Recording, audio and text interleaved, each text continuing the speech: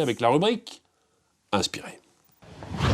Matière naturelle et noble, le cuir investit aujourd'hui toute la maison, du sol au plafond.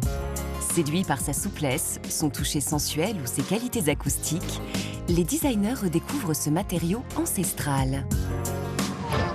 Le cuir fait aujourd'hui l'objet de nombreuses innovations. Exemple dans ce showroom parisien qui propose un concept original.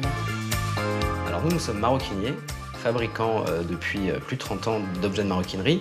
Et il y a 6 ans, on a développé notre savoir-faire autour de panneaux muraux sur mesure, en cuir, simili-cuir et textile.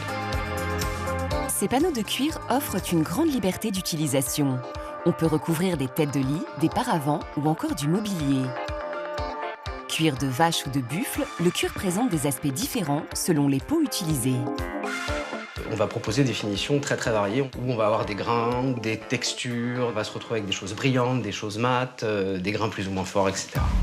Pour ses dernières collections, la marque a fait appel au designer Éric Gisard, qui a imaginé ce motif diamant.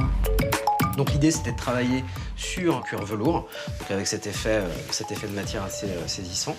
Et l'idée, c'était aussi de le travailler sur des associations de couleurs. On a 4 couleurs à chaque fois, et le fait de les assembler comme ici crée un certain dynamisme sur le mur. Le cuir que vous voyez ici, c'est un cuir dans notre collection qui s'appelle Opéra. C'est un cuir aniline, un cuir vieilli, vintage, donc qui a une particularité, c'est qu'il a ce côté un petit peu craquelé, qu'on aime beaucoup, et aussi une brillance un peu particulière qu'on retrouve dans très peu de cuir. On a développé l'année dernière un travail de marqueterie de textile et cuir. On mélange à la fois les couleurs, on mélange les formes géométriques, les matières, les textures. Le cuir s'invite aussi sur des tapis. Mais là, les poils de la bête sont conservés sur la peau pour plus de résistance.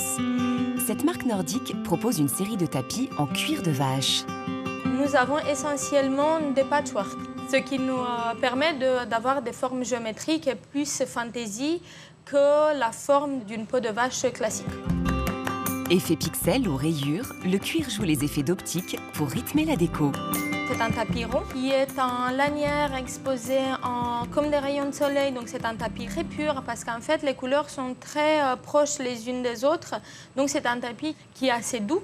Sous un fauteuil ou sous une table, les tapis en cuir réchauffent un sol en béton ou un carrelage. Artisans passionnés par le cuir, Bruno Domo et Philippe Pérez, respectivement selliers et tapissiers, fabriquent des pièces surprenantes comme ce banc d'Éric Chevalier, ce fauteuil couteau suisse de Fabrice Hibert ou ce baby-foot customisé par Fabien Verchères. Ce qu'ils chérissent par-dessus tout dans cette matière, c'est son côté vivant. C'est un matériau avec lequel vous vieillissez. Quand vous allez l'utiliser, il va ce qu'on appelle la patine, donc l'usure, mais aussi la manière dont vous allez l'utiliser va prendre l'empreinte de l'usager, donc il va se transformer. Preuve de la parfaite maîtrise de leur savoir-faire, cette table gainée de cuir sans les coutures, si caractéristique au cuir.